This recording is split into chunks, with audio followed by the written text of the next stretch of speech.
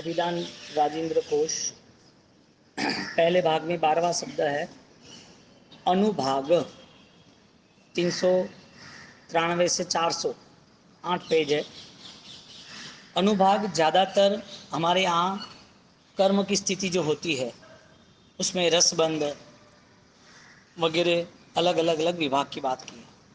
यहाँ पर ज़्यादातर अलग अलग स्टेटमेंट यानी कि अलग अलग रेफरेंस के साथ सारे कर्म के आधारित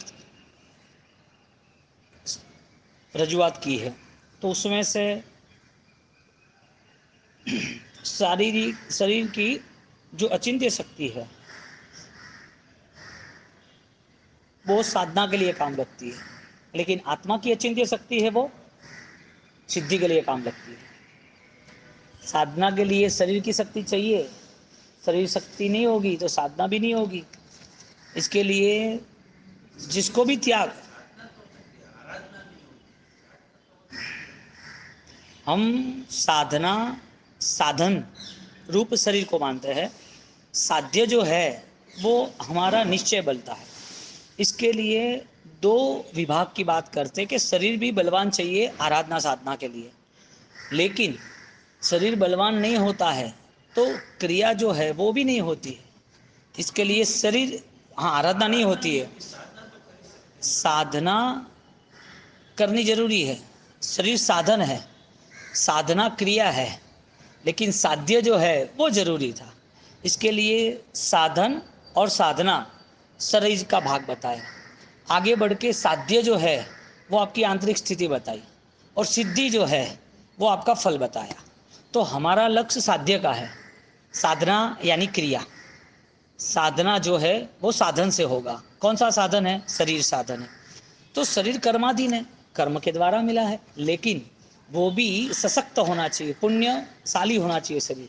आज काया में बल नहीं होगा तो वो जीव दया का पालन करना है, कष्ट सहन करना है, तो वो व्यवहारिक जो अनुष्ठान है वो भी नहीं पाल पाएगा। तो ये भी आवश्यक है, क्योंकि कर्मबंध तो निश्चित है, लेकिन जो आत्मशक्ति बढ़ती है तो कर्मबंध अल्प हो उसके लिए भी, उसे ध्यान करने के लिए भी शरीर का बल तो चाहिएगा ना। और सोते सोते भी ध्यान करेगा तो उस शरीर में भी रोग प्रतिकारक शक्ति, या वो शरीर जो है वो बीमारी के सामने स्थिर रह सके, बीमारी हो फिर भी साधना कर सके, इतना भी तो बल चाहिए ना। तो हम भेद करते हैं शरीर साधन साध्य, साधन और साधना, और दूसरा साध्य जो प्रतिपल उसकी जागृति में उसके दिमाग में चलता है, और तीसरा उनकी पूर्णाहुति जो सिद्धि कहते हैं। तो यहाँ पर शुरुआत ये करते हैं कि वर्णगंधादि गुणे। अब वर्णगंध जो है वो गुण नहीं है, आत्मा के गुण होते हैं, लेकिन यहाँ पर रजुआत क्या की कि वर्ण गंध रस स्पर्श आदि उसके भी कोई गुण है। वर्ण पता चलता है ना, तो वो उसका ग्रीन येलो रेड वो उनका वर्ण है। रस स्वाद लेते हैं, तो स्पर्श कितना स्मूथ है, कितना बर्ड हार्ड है, तो ये सारे उसके भी गुण है। तो ये उद्गल के सत्य स्वरूपों का भी बोध, उसे अनुभाग कहते हैं, जो विशेष आवश्यक में ये गाथा है। उसके बाद सापाद्य सापादि अनुग्रह विषय सामर्थ्य, सापादि अनुग्रह विषय सामर्थ्य। तो जो वात्सल्य का विशेष व्यक्त भाव है, वात्सल्य का विशेष व्यक्त भाव है, वो भी अनुभाग। ये प्रज्ञापना सूत्र का स्टेटमेंट है। हृदय में वात्सल्य आना, अनुग्रह आना, अनुग्रह कृपा दृष्टि, वो भी अनुभाग है। अब अनुभाग को अलग अलग तरीके से बताए, हम देखेंगे रसबंध से, कर्म के व्यवहार से, लेकिन अलग जो गाथा है वो तो समझ ले। फिर कहते हैं अनुपश्चात, आगे छठे कर्मगंध की ये बातें है।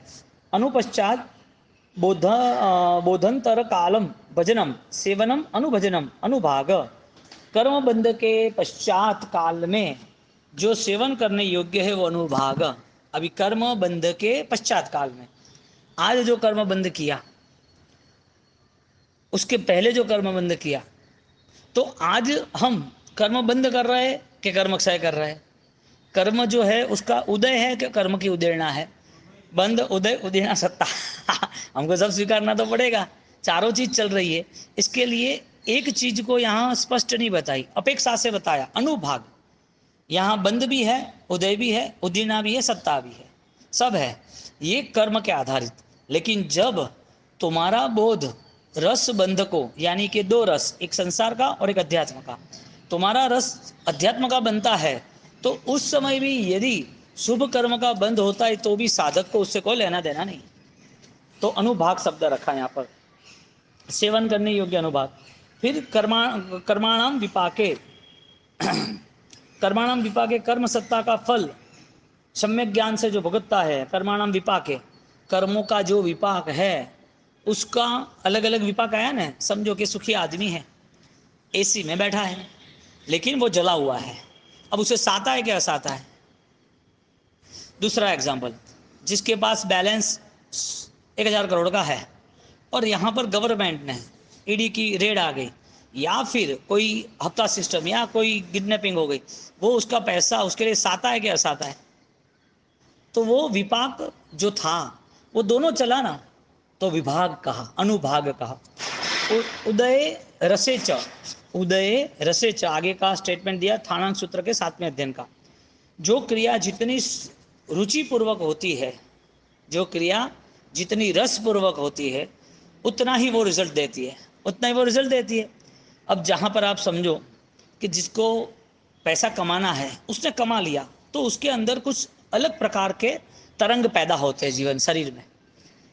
एक भक्त है, वो भक्त परमात्मा के पीछे पागल है, उसको भक्ति का अवसर मिल गया, तो उसके अंदर जो तरंग है भक्ति के, वो वापस एक्टिव हो जाते हैं। यानी कि रसबंध, जो चीज की हमें आसक्ति थी, वो सारे स्वभाव हमारे आत्मा में, यानी कि हमारे जीवन में पूर्व काल के पड़े हुए। इसके लिए वर्तमान स्थिति में जो चीज हमें पसंद आती है वो रसबंध पकड़ लेता है।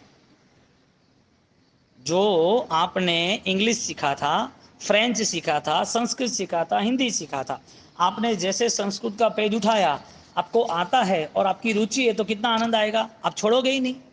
आपको रस है किसमें? स्वाध्याय में।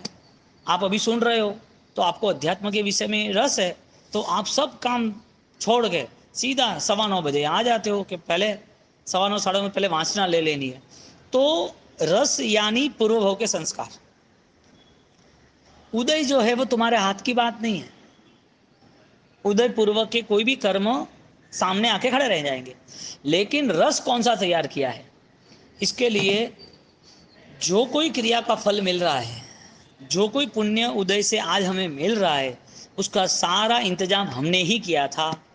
और उसमें भी तीव्र रस या मंद रस वो आपको तय करना। तीव्र रस वो स्पीड है, फास्ट रिजल्ट है तीव्र रस। मंद रस वो रिजल्ट स्लो है। जैसा एक पॉइजन है सुसाइड, वो साइनाइड, वो इमीडिएटली मार डालता है, लेकिन वो स्लो स्वीट पॉइजन है, हाँ, तो वो आदमी को धीरे धीरे मारता है। शुगर है तो एक कैंसर का छोटा भाई है, जो शुगर बढ़ा तो कैंसर को डिटेक्ट करता है। क्यों? क्योंकि ब्लड में वो ऐसे जम्स आ गए हैं ब्लड में, जो अब रेजिस्टेंस पावर को भी एक्सेप्ट नहीं करता है, यानी कि फाइट नहीं कर सकता है।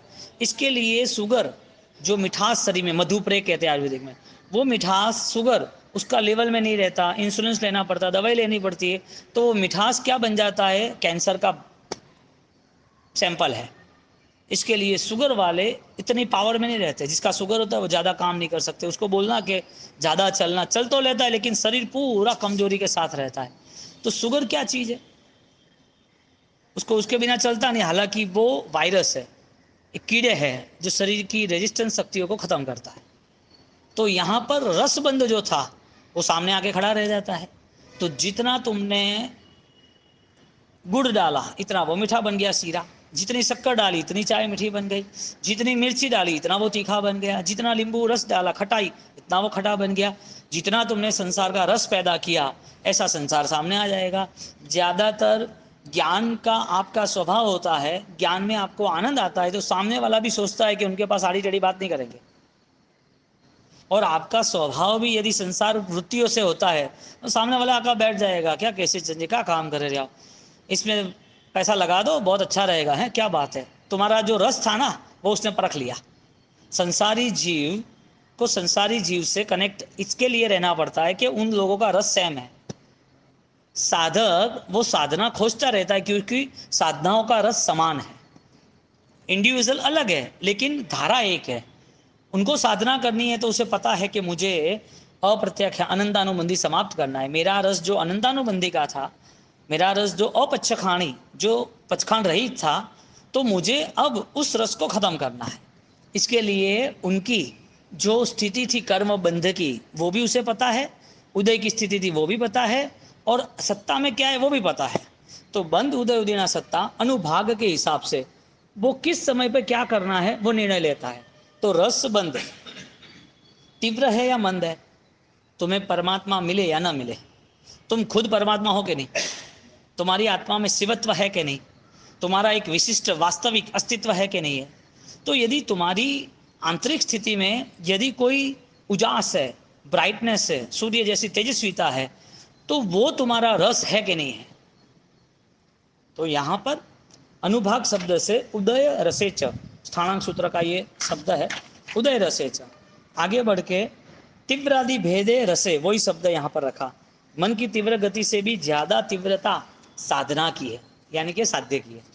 मन की गति, मन की गति जो है, तुमने अभी सोचा अमेरिका तो हजारों किलोमीटर दूर, तुमने सोचा सूर्य तो हजारों किलोमीटर दूर, तुमने सोचा कि हमारे पृथ्वी ऐसी दूसरी हजारों पृथ्वी या 14 आडलोक, हाँ, या सीधा ज्योग्राफी के हिसाब से लवण समुद्र है, जम्बूद्वीप वगैरह, लवण द्वीप वगैरह, तो मन वहाँ चला गया, मन वहाँ चला गया। लेकिन मन वहाँ जाने के बाद भी जिसको साधना करनी है और जिसकी तीव्रता साध्य की है वो कहाँ जाएगा। ये सारी चीज़ें लिमिटेड है लेकिन आत्मशक्ति अनंत है। इसके लिए जो चीज़ हम सोच रहे वो लोक के हिसाब से छोड़ रहे, 14 राडलोक के हिसाब से, प्रीमाइस के हिसाब से सोच रहे, तो मन प्रीमाइस तक जाएगा, 14 राडलोक तक जाएगा। यहाँ पर लाखों योजन जो लवण समुद्र है वहाँ तक जाएगा, लेकिन वो लिमिटेड है, अनंत नहीं है, उसका अंत है। जब साधना होगी तो कहाँ से प्रारंभ होगी, आत्मभाव से। आत्मा का स्वरूप क्या है, दोनों में डिफरेंस पता चला। मन की गति व्यवहारिक स्तर पे 14 राडलोक या तो जम्बू द्वीप, अढ़ीद्वीप, लवण समुद्र वहां तक, तो उनका माप है, वो माप सीमित है। इसके लिए मन की जो गति है उससे तीव्रता, उससे भी शक्तिशाली, इससे भी ज्यादा शक्तिशाली साधना की गति है। इसके लिए तीव्रादि भेदे रसे शब्द क्या यूज किया, तीव्रादि भेदे। बहुत तीव्र जो रस है वो किसका है, किसका है, अध्यात्म का, आत्मभाव का, भाव दशा का। तो संसार की जो प्रवृत्ति है या संसार के लिए जो थिंकिंग है वो सीमित हो जाता है। इसके लिए सीमित वाले को सब कुछ छोड़ना पड़ता है। असीमित में कुछ छूटता नहीं क्योंकि असीमित स्वरूप बन गया, असीमित बन गया ना, खुद था असीमित लेकिन बंधा किस में, सीमित में। आत्मा आज शरीर में बंधी है, आत्मा आज जहाँ बंधी है उसमें मन भी है, उसमें विचार भी है, काया भी है, सुख दुख भी है, दिख रहा है वो संसार भी है। आत्मा का बंधन कर्मों के कारण यहाँ पर सेट हो चुका है। इसके लिए उसकी सोचने की अवस्था, उसके संसार की तीव्र अवस्था भी शायद हो सकती है तो 14 रात लो, शायद हो सकती है तो शायद मोक्ष का भी स्वरूप सोच सके, ऐसा नहीं है, वो हुआ भी है, मन प्रयोग ज्ञानी को होता ही है, 2.5 जीव तक सोचते हैं ना, अवधि ज्ञानी, विपुलमति ज्ञानी। तो जब ये सारी चीज़ों के आगे जाना है तो सीमित में जाना कि असीमित में जाना, सीमित तक ही सोचना, सीमित तक ही जाना, सीमित ही तुम्हारी व्यवस्था, सीमित ही तुम्हारा स्वरूप तो के नहीं, असीमित। असीमित यानी सोच से थोड़ी मिलेगा, अनुभव से मिलेगा। प्रारंभ कहाँ से होगा, आत्मशक्ति से। इसके लिए आत्मा अनंत है, असीमित शक्ति है। तीव्रादि रस भेदे न, मन की गति से भी तीव्र गति, तीव्र गति का जो रस है, तीव्रता का जो रस है, वो रस किसका है, आध्यात्म का है। इसके लिए रस रस बंध, रस अनुभाग, वो शब्द यूज किया। इसके आगे वापिस यही श्लोक कहते हैं, आध्यात्मिक शक्ति का रस होना चाहिए। पाप पाप नवी तीव्र भावे करे, जहने नवी भव रागे रे। तो ये जैसे तीव्र भाव जो बताया ना, रसबंध नहीं गिनना है हमें, आत्म रस यानी कि आपका स्वभाव, आपकी रुचि, रस यानी आपका वो नजरिया होना चाहिए सम्यक दृष्टि का, आपका आत्मदर्शन का भाव होगा, आत्मदर्शन का भाव होगा, या तो आत्मलक्षी का भाव होगा, तो आत्मदर्शन प्रारंभ होगा। लक्ष्य बनना पड़ेगा, आत्मलक्षी बनना है, फिर आत्मदर्शन बनना है, फिर आत्मानुसरण हो जाएगा। जब तक लक्ष्य नहीं है तब तक दर्शन भी नहीं है। तो जो दर्शन है ना, देखो आत्मा की क्रिया तो अक्रिय है और आत्मा के लिए ऑलरेडी कुछ होता ही नहीं है करने का। लेकिन जब ये कर्म का जो स्वरूप है, तो कर्म के स्वरूप को लेके हमें ये सोचना पड़ेगा कि ये रस मुझे ज़्यादा पकड़ रहे हैं कि वो रस, हमें व्यवहारिक समझाने के लिए ये लेना पड़ेगा। तो जब तीव्र रस है कर्म का, तो कर्म का तीव्र रस कहाँ कहाँ है? हमारे पास 18 पापों की लिस्ट है, ज्ञानी ने बताया है। अब ऐसा कौन सा अवसर था जिस समय हमने तीव्र संसार का रस इकट्ठा किया, या तो फिर जो संसार का तीव्र रस हमने जो इकट्ठा किया है वो आज उस रस को हम मंद बना सकते हैं, या फिर हमारा तीव्र धर्म का रस ऐसा होना चाहिए कि सामने तीव्र जो पापों का रस था वो समाप्त होना चाहिए। अंधेरा का विपरीत उजाला, मिठास का विपरीत कटुता, बीमारी का विपरीत स्वास्थ्यता, ऐसी पाप का विपरीत पुण्य, अधर्म का विपरीत धर्म, अज्ञान का विपरीत ज्ञान, संसार का विपरीत मुक्ति। तो परिस्थिति क्या बनी कि जहां रस है, वो एक वाक्य है, जिहाँ रस हो तिया नवी गांठ हो, जिहाँ गांठ हो तिया नवी रस हो। शेरडी का, गन्ने का जूस जूस, तो वहाँ गाठान होती है, वहाँ रस नहीं होता है। इसका मतलब ग्रंथि भेद होता है, वहाँ रस नहीं होता है। सम्यक दर्शन का अपूर्वकरण का नियम क्या है? ग्रंथि भेद है ना। अपूर्वकरण का नियम यथा प्रवृत्त का नहीं है, अपूर्वकरण का नियम है कि ग्रंथि भेद। ग्रंथि भेद यानी जो भी परिणाम आपने संसार के प्रति बनाए थे, वो सारे परिणाम अब आपके नहीं है। आप संसार में हो लेकिन वो परिणाम अब नहीं है। यानी कि शेरडी का जो रस है, शेरडी का जो साठा, इसकी लकड़ी है, उसमें कई जगह पर रस है, कई जगह पर रस नहीं है। लेकिन कहेंगे तो गन्ने का जूस, कहेंगे शेरडी, शेरडी बोलते हैं ना, है ना। तो संसार में रहने वाला भी संसार से अलिप्त रहता है, तो उसकी मूलभूत वजह यह है कि वो अब रसपूर्वक नहीं रह रहा है। और तय कौन करेगा? अभी मैं भी बोलूँ कि भाई मुझे इसमें रस नहीं है, लेकिन वो तो मुझे तय करना है। मुझे आपको कह के मुझे क्या मिलेगा? आपको कह के मुझे क्या मिलेगा? आपने मान भी लिया, मेरी प्रशंसा भी कर ली, मेरे साथ जुड़ भी गए, मेरे प्रति सम्मान भी बढ़ गया, और आपकी भावना बढ़ गई कि मैं आपका उपकारी हूँ, आप मेरी भक्ति भी कर सकते हो, लेकिन मुझे कोई फायदा नहीं। तो ऐसी स्थिति में और रसबंध पापों का बढ़ता जाता है, क्योंकि माया के साथ पाप हुआ। पाप तो था ही ना, और माया के साथ। तो परिस्थिति ये बनी कि परिणति जो हमारी है, हमारी जो शक्ति है, उसको बढ़ानी चाहिए। अंत समय तक कितना भी ज्ञान इकट्ठा हो, तब तक उस ज्ञान के साथ हमारा आत्मबोध दूर नहीं जाना चाहिए।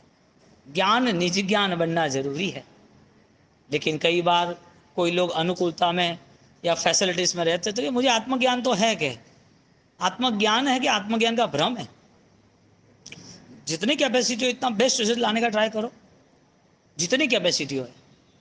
इसके लिए साधना का प्रवेश, साधना समझने से होगा, साधना करने से नहीं होगा। साधना समझना यानी कि साध्य का पावर तैयार करना,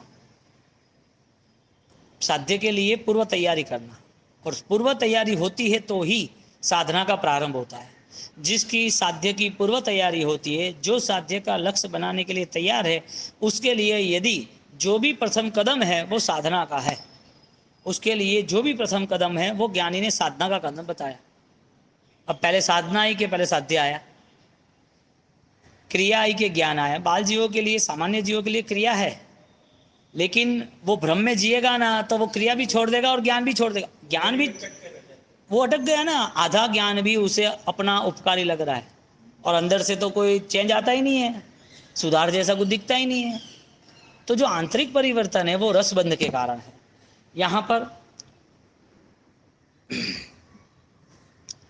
रागादि परिण्यश्च सन कर्म करोति, रागादि से ही कर्म जीव का बांधता है, वो तो नॉर्मल बात है। फाइनल बात है। ऐसे यहाँ पर अष्टविधो अनुभाव प्रज्ञप्त, 8 वेद से अनुभाग का है, 8 अलग अलग वेद से। ये कर्मगंध की पूरी मैटर है, अपन सामान्य बात करते हैं।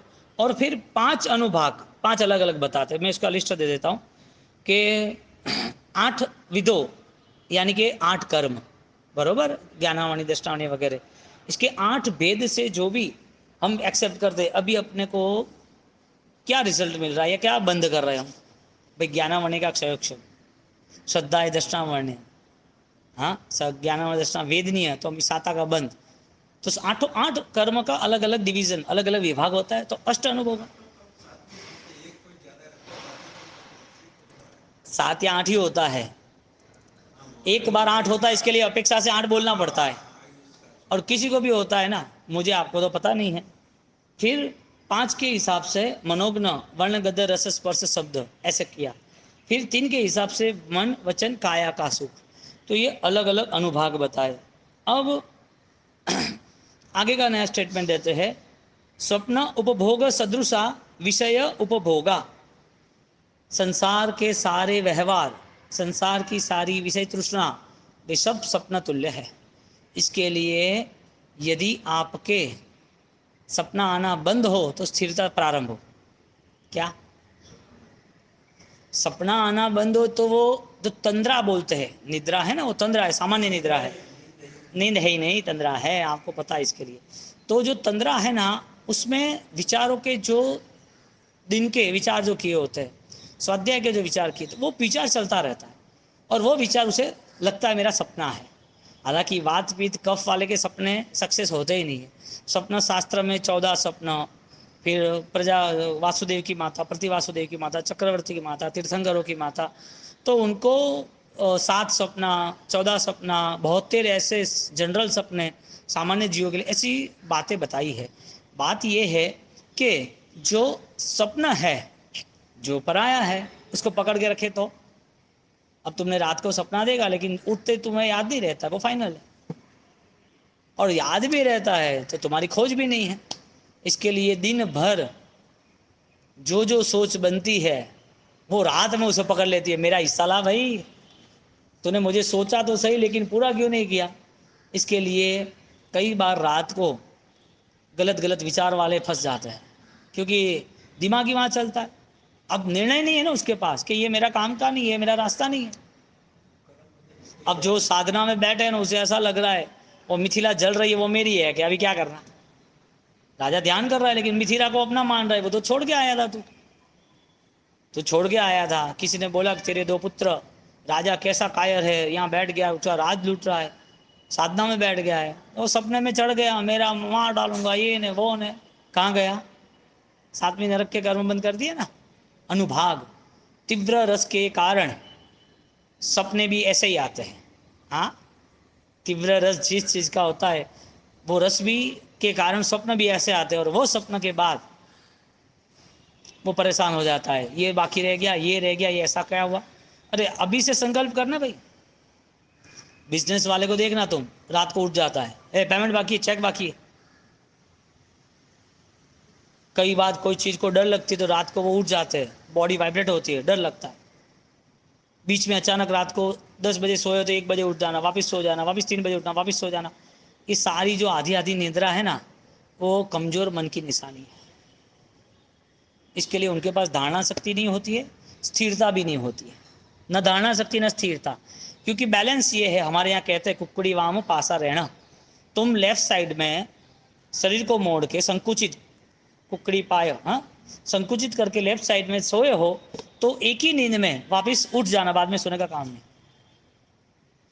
अब जिसका अपने शरीर पे काबू नहीं है, जो सामान्य शरीर सामान्य, तो मन तो बहुत बड़ी बात है, वहां कहाँ जाएगा। और जो मन के बाद अपने विचारों के भी कंट्रोल नहीं है, तो उसको आत्मा की बात तो क्या पढ़ने पड़ेगी। इसके लिए शरीर को फुल कंट्रोल में रखना चाहिए। जब भी सोना हो तो सो सके, जब भी उठना हो तो उठ सके, जब भी कुछ भूख लगे छोड़ना हो तो छोड़ सके, कुछ खा भी लिया है तो साधना में काम लगेगा, ऐसे भी कर ले।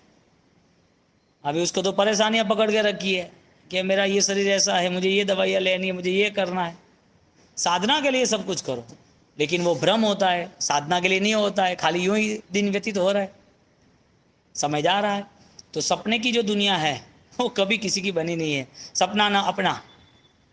इसके लिए सोते हुए सपने देखते हैं ना, वो तो चले जाते हैं, लेकिन मूर्ख और पागल जिंदा सपने देखते हैं, बाद में ये करेंगे, बाद में ये करेंगे, बाद में ये होगा। वर्तमान योग की तो बात ही नहीं आती। आज तेरा अवसर जो है उसे मंगलकारी बनाना। तू आर्त ध्यान करता है ना नेक्स्ट प्लान करके, तो रस कहाँ पर है? इतना कमाना, ये बनाना, ये करेंगे, बच्चों के लिए ये सेट करेंगे, जीवन के लिए ये करेंगे, बीमार ना हो इसके, सारा रस संसार का और शरीर का, और पूरा समय जागृति के बिना जा रहा है। वर्तमान ने जिसको देखा वो जागृत। इसके लिए रस बंध तीव्र है कि नहीं उसका चेक टेस्ट करना हो, तो जो भी बीमारी है, कठिन परिस्थिति है, उपसर्ग है, उसमें समता रखनी जरूरी है।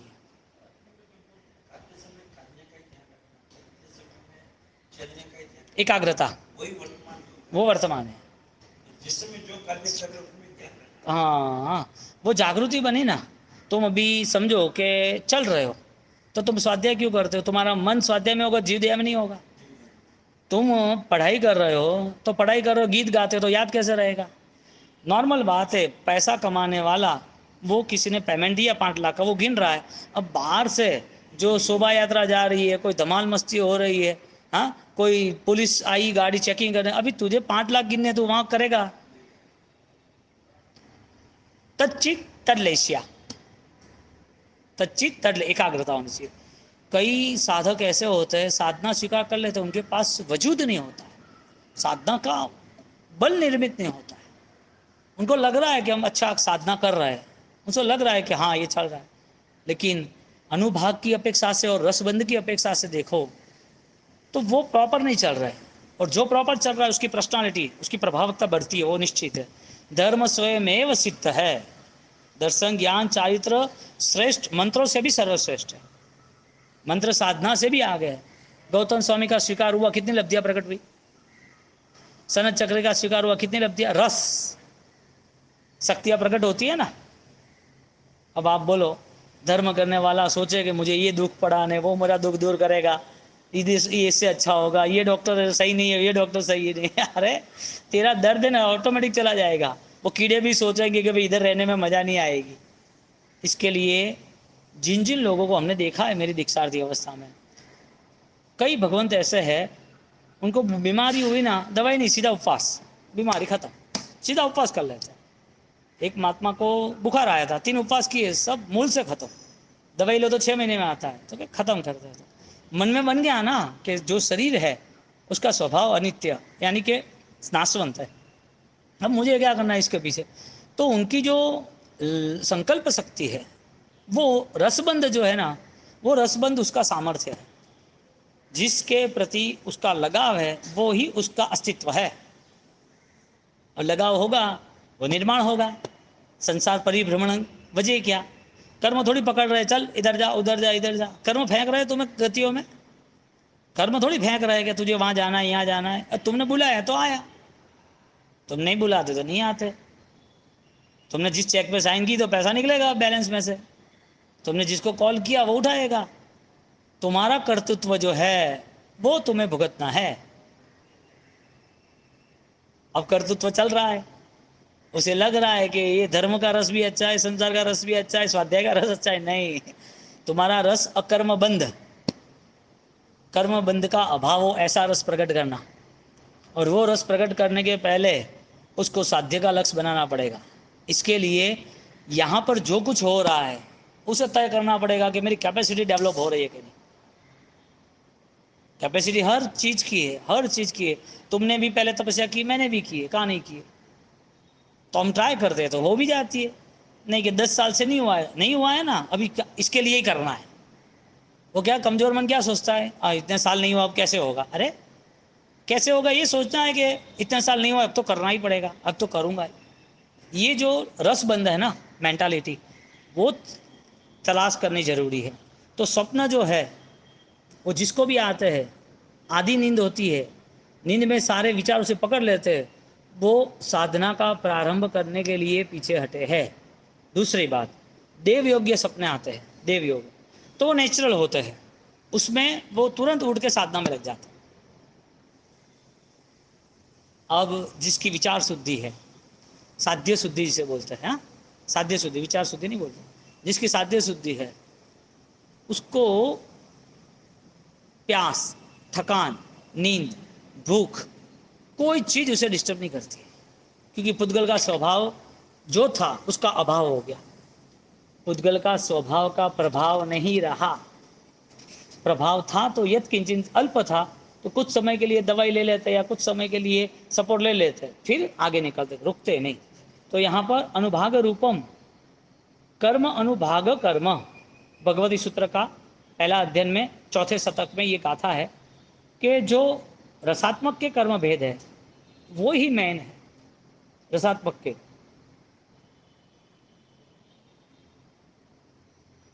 मैंने अभी जो ज्ञानी ने कहा वही वापिस, संकल्प मात्र रमणीयम इदम यही सर्वम, संकल्प मात्र रमणीयम इदम ही सर्वम, जो विषय यानी कि जिस चीज के आप विचार करते हो रसबंध है, वो सब तुम्हारा अस्तित्व है। अनुभाग बंध ठाणम, अनुभाग बंध के स्थान बताते यहाँ पर, वो भी प्रवचन सारोद्वार की द्वार दूसरे में 162वीं गाथा है। तद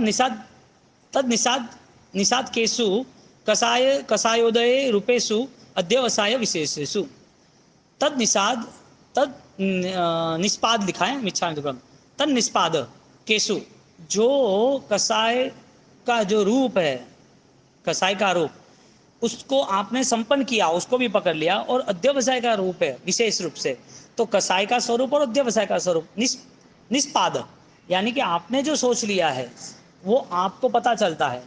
अब आपको कसाय का स्वरूप नहीं पता है तो धर्म करके भी मिलेगा क्या? इसका मतलब धर्म नहीं करना, करना, कसाय का जो दोष है वो त्याग करके करना, कसाय दोष समाप्त होना चाहिए। तो कसाय दोषों को समाप्त करने के लिए कसाय का स्वरूप पता होना चाहिए। अब जो कसाय है तुमने जो कर दिए, तुम्हें लगा कि इस कसाय से तो मेरा काम हो गया, किसी पे गुस्सा कर दिया, आपको लगा वो सुधर गया। आपका क्या होगा? समस्थिति का अनुसरण उसे अध्यवसाय में स्थिर करता है। समस्थिति यानी कि समान दृष्टि, उनका अनुसरण, तो सामने जो भी व्यवहार है, आपके सामने जो घटित हो रहा है, उसमें आपका रसबंध वो आपके लिए निर्भर करता है कि उसका उदय कैसा होगा। हम ऐसा सोचे कि आज जो तिर्यंज गति में है, और तिर्यंज गति में जो खाना पीना बैठ, जो झगड़ा लड़ाई झगड़ा जो संस्कार है, कसाय है, वो वजह क्या थी? किसने दिया? रसबंध ने दिया। मेन बात यह है कि कर्मबंध मंद स्थिति के 100 साल करो, 100 साल मंद स्थिति के, वो जल्दी परिवर्तित हो सकते हैं। मंद कर्म जो है वो परिवर्तित हो सकते हैं। तीव्र कर्मबंध है, वो परिवर्तित करने के लिए तीव्र भावना चाहिए, तीव्र शक्ति चाहिए, अतुल बल चाहिए। क्यों? क्योंकि तीव्र कर्मबंध, तीव्र संसार की भावना उसे निकाचित में ले जाएगा, यानी कि भगवान भी उस कर्म बंध को तोड़ने के लिए रास्ता नहीं बता सकेंगे, भुगतना पड़ेगा। तो परिवर्तन किसका होता है? कर्मों का। हमें वो नहीं सोचना है, हमें परिवर्तन नहीं सोचना है, हमें सोचना है परिवर्तन किससे होता है। हमें सिर्फ अल्प कर्म का परिवर्तन करना है कि अज्ञान का भी परिवर्तन करना है? इसके लिए तीव्र अध्यवसाय, तीव्र अध्यात्म की रुचि, वो हमें 2 रिजल्ट में लेके आया। एक, जो हमारे कसाय थे, हमारे स्वभाव में जो कुछ संस्कार बैठे हुए थे, हमारा मन जो दोष वाला था, हाँ, गुण वाला नहीं था, तो पहले तो ये प्रक्रिया प्रारंभ हुई कि तीव्र अध्यात्म रस के कारण अज्ञानता कमजोर होने लगी, अज्ञान समाप्त होने लगा। और जो कर्म थे, जो कर्म जो हमें भुगतने थे, जो हमने इकट्ठे किए हैं, चाहे मंद हो तीव्र तो हो सके इतना ज़्यादा से ज़्यादा रिजल्ट कर्म क्षय का मिलता है। क्रिया वाला जो कर्म, यानी कि क्रिया करने से जो कर्म का परिवर्तन आता है, उसका रिजल्ट 10% है। फिर से क्रिया धर्म की करने से, साधना का प्रारंभ करने से जो हम रिजल्ट लाना चाहते हैं, वो कर्म परिवर्तन का रिजल्ट 10% है। तीव्र धर्म के अध्यवसाय से जो रिजल्ट आता है वो 90% है, जिससे गुण विकास का।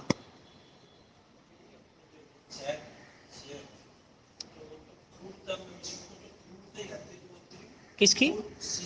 सी, हाँ, शेर शेर, हाँ हाँ पूर्व जन्म का तीव्र कसाई के कारण उसको इतना रस के कारण टूटता है ये। हाँ, तो उससे बाहर कैसे निकलता? वही बात है, वही बात है। मजे की बात बताऊं, जो पूर्वभोग का तीव्र रस था, लेकिन पुण्य में उसने ये पाप किया था, उनकी पुण्य ही थी तो ही उसने तीव्र कसाई किया ना। महावीर स्वामी भगवान के भव में तीव्र पुण्य ही थी ना, उस पुण्य के कारण उन्होंने कान में शीशे डाल दिया ना, इसके कारण उनकी चौथी नरक हुई। जानवर की गति छोड़ो, लेकिन पुण्य के उदय से बहुत कुछ अच्छा मिल सकता है, लेकिन जरूरी नहीं है कि उस पुण्य के उदय में आपके पास दोष न हो। धर्म के उदय में दोष नहीं होता है, धर्म की भावना से दोष अक्षय होता है। शायद कोई कर्म, कोई दोष सत्ता में होगा, लेकिन वर्तमान का जो धर्म है, सद्धर्म है, सत्य धर्म है, सम्यक धर्म है, वो सम्यक धर्म तुम्हें दोषवान नहीं बनाता है। तो जो शेर था उसका पुण्य था, उसने पूर्व के पुण्य के कारण शेर का भाव मिला, लेकिन पूर्व के जो कसाय थे उसके सामने नजर नहीं की, तो यहाँ पूर्व भोग के कसाय की यात्रा चली, जैसे चंड कौशिक की चली। चंड कौशिक की चली कि ना चली? शेर का पुण्य था, वो साधु का पुण्य था कि नहीं? एक आचार्य जानवर बन सकता है? मन में मन बैठ नहीं रहा है, नहीं ऐसा हो सकता है? हाँ हुआ। क्यों? तो पुण्य ही थी। पुण्य ने क्या दिया उसको?